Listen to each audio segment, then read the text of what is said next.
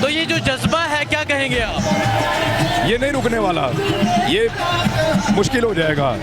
जो लोग पाकिस्तान को 70 साल से जिन्होंने मुट्ठी में दबाया हुआ है ना, उनको मुट्ठी खोलनी पड़ेगी।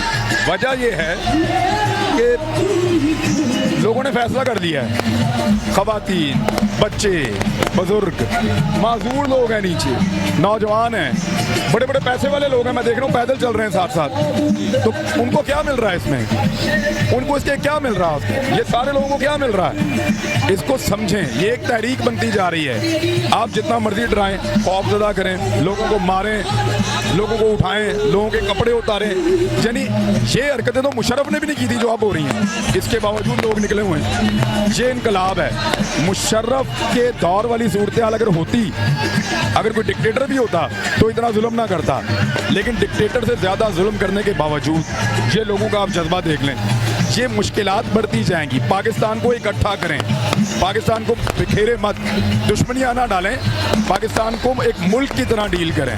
वहाँ के लोग आपसे इलेक्शन मांग रहे हैं, इंसाफ मांग रहे हैं, उनको वो दीजिए आप। अभी आप ये देखें ना कि अरशद भाई के मामले के अंदर कभी मोड़ के इधर ले जाते हैं, कभी मोड़ के उधर ले जाते हैं। यार हमारा दिल दुखा हुआ है, हमें चोट लगी हुई है, हम आपसे इंसाफ मांग रहे हैं। अल्लाह का वास्ता यार, खुदा का नाम ले लो यार, आप यूएन से इंक्वायरी करवा लें।